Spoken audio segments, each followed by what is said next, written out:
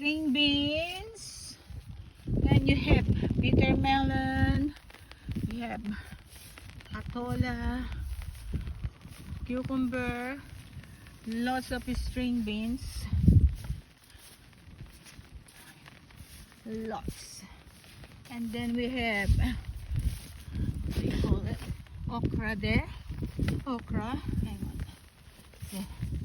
String beans.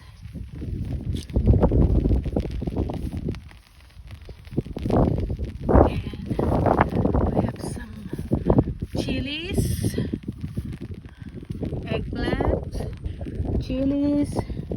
We have bok choy. Mustard. Mustasa in Tagalog. There. Then these are lady fingers. Okay.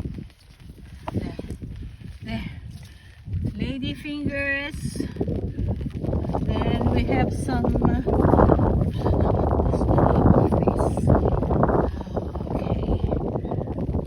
Ang pangalan nito? Talong to? Ano? We have the string beans, the short ones. Then what else we have? Cigarillas, swing beans. Lots of veggies to be planted here. We don't have to buy veggies, which is good. And then we have also some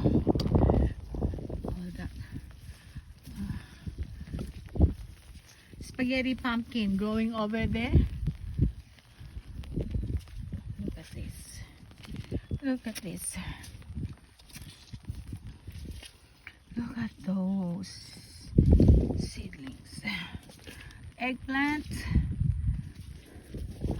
And then chilies. There. Pangsigang and Thai chilies. Okay, I'll show you the upo in a minute.